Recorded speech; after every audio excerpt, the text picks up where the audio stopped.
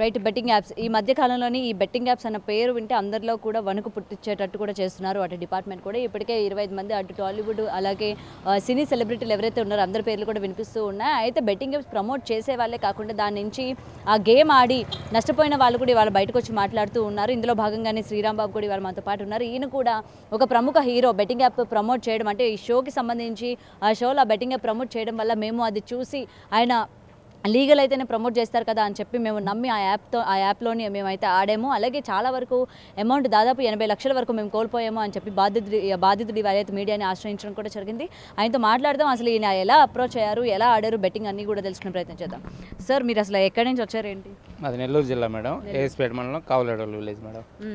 ఇక్కడ betting apps గురించి మన హైదరాబాద్ కేంద్రంగా ఇన్ఫ్లుయెన్స్ మీద కేసులు, సెలబ్రిటీల మీద కేసులు పెట్టడం జరిగి ఈ విధంగా తెలిసి నేను డబ్బులు పోగొట్టుకున్న బాధ్యతని మేడం చెప్పడానికి, నా బాధ చెప్పుకోవడానికి సజ్జనార్ సార్ని కలవడానికి ఇక్కడ హైదరాబాద్ వచ్చాను మేడం. మీరు అసలు ఎలా మీరు బెట్టింగ్ యాప్స్ అంటే ఈ గేమ్ ఉందని చెప్పి మీరు ఎక్కడ చూసారు ఏంటి? అన్స్టాబుల్ షోలో బాలకృష్ణ యాంకర్గా ఉన్న షోలో బాలకృష్ణ సార్, ప్రభాస్ సార్కి, గోపీచంద్ సార్కి ఫండబుల్ బాక్స్ గిఫ్ట్ హ్యాంపర్ ఇస్తూ స్పోర్ట్స్ ఉంటాయి, గేమ్స్ ఆడండి, గిఫ్ట్లు పట్టండి అని చెప్పి స్లోగన్ ఇస్తాడు మేడం. ఫండబుల్ యాప్ ఉంది కదా అని చెప్పి మనం గూగుల్లో సెర్చ్ చేసి డౌన్లోడ్ చేసుకున్నాం మేడం. రోజు 10,000 పెట్టాను, 18,000 వచ్చాయి. అలా పెట్టుకుంటూ పోతూ 3 లక్షల వరకు గెలుచుకున్నాను. తర్వాత 1.5 year 2 yearsలో 80 lakhs పోయాయి మేడం. అట్లా ఏ పని చేస్తూ ఉంటారండి? నేను టెంట్ హౌస్ ఉంది ప్లస్ ముఠా మేస్త్రిగా అంటే కూలీలు తీసుకెళ్తూ ఉంటాను మేడం, తీసుకెళ్తూ ఉంటాను. సో ఈ బెట్టింగ్ యాప్స్లోని స్టార్టింగ్ 10,000 పెట్టి ఆడాను అంటున్నారు. మరి 3 లక్షలు వచ్చింది, అక్కడితో ఆగకుండా మళ్ళీ ఇంకెందుకు ఆడారు? ఎందుకంటే వస్తూ ఉంటాయి పోతూ ఉంటాయి. మరి పోయేటప్పుడు మీరు కొంచెం కూడా గ్రహించలేదా, అరే పోతున్నాయి ఎందుకు మనకి అని చెప్పి? గ్రహించాను మేడం, పోతున్నాయని గ్రహిస్తే ఆ రోజు మనం ఆటోలో టాలెంట్ లేకుండా పోయింది వల్ల 40 రోజులు వరుసగా 30 రోజుల నుంచి 40 రోజులు వరుసగా వచ్చాయి. తర్వాత పోతుంటే సరే ఇవాళ మనం సరిగా ఆడలేదేమో, సరే రేపు ఆడితే ఒకరోజు జాగ్రత్తగా ఆడితే వస్తాయి కదా అనే ఆలోచనే ఉన్నది. కానీ వాళ్ళు మోసం చేస్తున్నారు ఆలోచనలు చాలా రోజులు పట్టింది. వాళ్ళు మోసం చేస్తూనే మనం ఓడిపోతున్నాం. మనం డబ్బులు గెలుచుకుంటాం, విత్ డ్రా టైంలో విత్ డ్రా పెట్టాక అప్పుడు రోల్ ఓవర్ కాసేపు ఆడితే మీ విత్ డ్రా మీకు వస్తాయని చెప్తారు. అప్పుడు ఆడేటప్పుడు మనల్ని అతను మోసం చేస్తాడు, ఏజెంట్ మోసం చేస్తున్నాడు. మనం ఎక్కడ వేస్తే అది పడకుండా వేరే కలర్ వేస్తాడు. మనం రెడ్ వేస్తే వాళ్ళు బ్లాక్, మనం బ్లాక్ వేస్తే రెడ్, అట్లా మోసం చేస్తాడు. మనకు డబ్బులు వస్తాయి, నిజాయితీగా డబ్బులు వస్తాయి, మనం విత్ డ్రా డబ్బులు చేసుకునేటప్పుడే డబ్బులు పోతున్నాయి మేడం. మరి ఇక్కడ ఎవరు తప్పంటారు? మరి డబ్బులు వచ్చినప్పుడు ఆనందపడ్డారు, ఓకే మనం ఆయన ప్రమోట్ చేశారు, మనం ఆడుకున్నాము, హ్యాపీగా వచ్చాయి అని చెప్పి. మరి పోయేటప్పుడు ఇవాళ బయటకు వచ్చారు కదా మీరు, మరి ఇది అన్యాయం అని తెలీదా మీకు? అసలు ఆడడమే అన్యాయం. సరే, ఒకటి ఆడడం అన్యాయం అన్నా తప్పులేదు, ఆడటం మా తప్పు అయితే అది సెలబ్రిటీలు కానీ ఎవరైనా ఒక సోషల్ మీడియా కానీ ఎవరైనా ప్రజలకి చేరింది, అది ప్రజలకు చేరకుండా ఉంటే అసలు తెలియదు కదా మాకు. అది ఆడటం తప్పని అది ప్రజలకి తెలిసిందంటే, ఒక వస్తువు ప్రొడక్ట్ ప్రజల్లోకి వెళ్ళిందంటే అది కొనమనే కదా. ఇప్పుడు ఎవరైనా ఒక స్ప్రైట్ బాటిల్ ఏమన్నారు తాగడానికే కదా, అదే ప్రజలకి. ఇట్లా అది కూడా ఒక యాప్ వస్తే ప్రజలకు చేరువ చేసినప్పుడు అది ఏదో ఒకటి చూస్తాం కదా, తాగే వస్తువు కానీ తినే వస్తువు కానీ ఆడే వస్తువు కానీ దాన్ని చూసి డౌన్లోడ్ చేసుకోవడం జరిగింది కదా. అది ప్రజలకు తెలియజేసినందు వాళ్ళ తప్ప మా తప్ప అనేది కన్నా వాళ్ళు మా దగ్గర చేర్చకపోతే మేము ఆడాం కదా. అది నిజాయితీ యాప్ అయితే వాళ్ళ ప్రజలకి వాళ్ళు ప్రమోట్ చేయకూడదు. ఇంత ప్రపంచవ్యాప్తంగా మొత్తం పోతుంది కదా, ప్రపంచవ్యాప్తంగా పోయేటప్పుడు అది మంచి వస్తువు అయితేనే ప్రపంచవ్యాప్తంగా చూపిస్తారు కదా అనే ఒక అవగాహన ఉంటుంది ప్రజలకి. మరి ఇవాళ మీరు కేసు ఎవరిపైన వేశారు? బాలకృష్ణ గారి పైన, అంటే ప్రమోట్ చేసిన బాలకృష్ణ గారి పైన వేశారా, లేకపోతే ప్రమోట్ చేయించిన యాజమాన్యం పైన వేశారా ఏంటి? నేను ఇప్పటికైతే కేసు ఇంకా ఎవరి మీద పెట్టలేదమ్మా. కేసు పెట్టాలని ఒక ఆలోచన ఉన్నాను. ఎవరి మీద పెడతారు? నేను నాకు తెలిసైతే బాలకృష్ణ సార్కి, ప్రభాస్ సార్కి, గోపీచంద్ సార్కి ఈ ప్రమోట్ చేసిన విషయం ఇప్పుడు నేను చెప్పేదాకా కూడా వాళ్ళకి తెలియదని నా మనసాక్షిగా అనుకుంటున్నాను. ఆ షో యాజమాన్యం ఎవరైతే లీడ్ చేస్తుంటారో ఆ యాజమాన్యం మేనేజ్మెంట్ మీద చర్య తీసుకోవాలని కోరుకుంటున్నాను. ఓకే, సో మీరు 80 లక్షలు పోగొట్టుకున్నా అంటున్నారు కదా, ఎన్నేళ్లలోనే అంటే 2 సంవత్సరాల్లో 80 లక్షల వరకు పోగొట్టుకున్నారు. ఏం మీ ఆస్తి ఏమైనా తాకట్లు పెట్టి ఆడారా లేకపోతే ఏంటి? మా 2 years నుంచి పోగొట్టుకున్నా అంటే నాది గోల్డ్ 15 లక్షల రూపాయలు నా సొంత గోల్డ్ బ్యాంకులో పెట్టుకున్నానమ్మా. 65 లక్షల వరకు ఊళ్ళో అప్పులు చేశానమ్మా. మా ఊరి గ్రామంలో ఒక 50 మంది నుంచి 60 మంది వరకు అప్పులు చేశాను.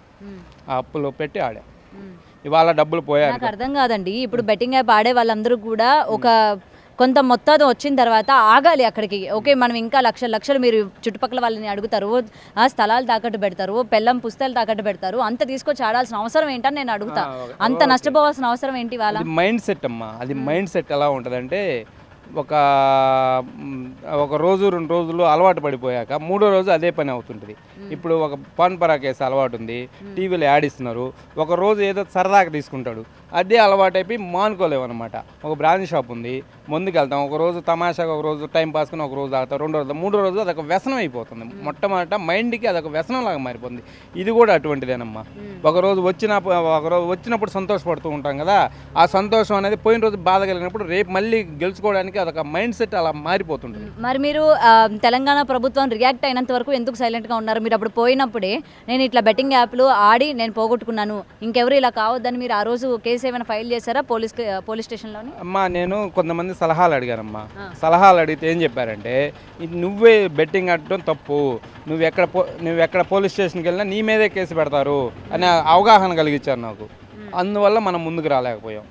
లేదంటే ఎప్పుడో నేను ప్రజలకు అదే యాప్లో చెప్పుకునేవాడిని, పోలీస్ స్టేషన్కి వెళ్ళి కంప్లైంట్ ఇచ్చేవాడిని. మొట్టమొదటి ఈ బాధితులంతా ముందుకు రాకపోవడానికి కారణం, పోలీస్ స్టేషన్కి వెళ్తే మన మీదే కేసు పెట్టి మనల్నే నానా రకాలుగా మాట్లాడుతున్న ఒక ఉద్దేశిస్తే ప్రజలు ముందుకు రావట్లేదు మొట్టమొదట.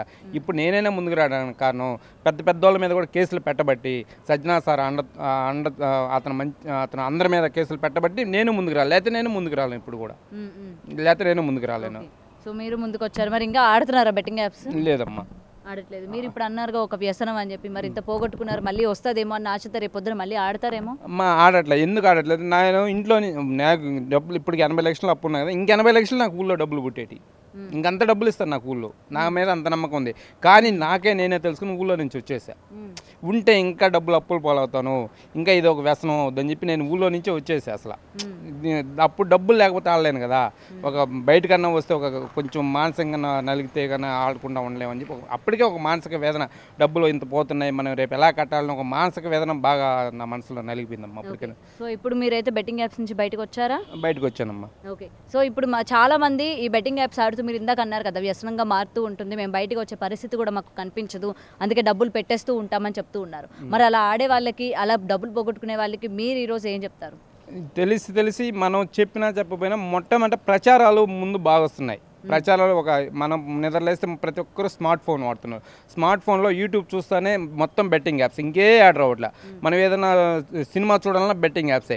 మొట్టమొదట నేను చెప్పినా కానీ నాలాంటి వాళ్ళకి ఎంతమంది పోగొట్టుకున్న వాళ్ళు చెప్పినా, వాడికి చేతగాక పోగొట్టుకున్నాడేమోలే ఒక ఆలోచన ప్రతి ఒక్కరిలో మదిలో మెదలుతూ ఉంది. అతను చేత కాలేదు, మన చేత అవుద్దామని అదొక ఆశ మదిలో మనిషికి. మనం అది ఎట్లా ఆశ కలుగుతుందంటే, ఈ వస్తాయి కదా యాడ్ ఏమొస్తుంది, మీరు 100 రూపాయలు పెట్టండి 10,000 గెలుచుకోవచ్చు, 1000 రూపాయలు పెట్టండి 1,00,000 రూపాయలు గెలుచుకోవచ్చు.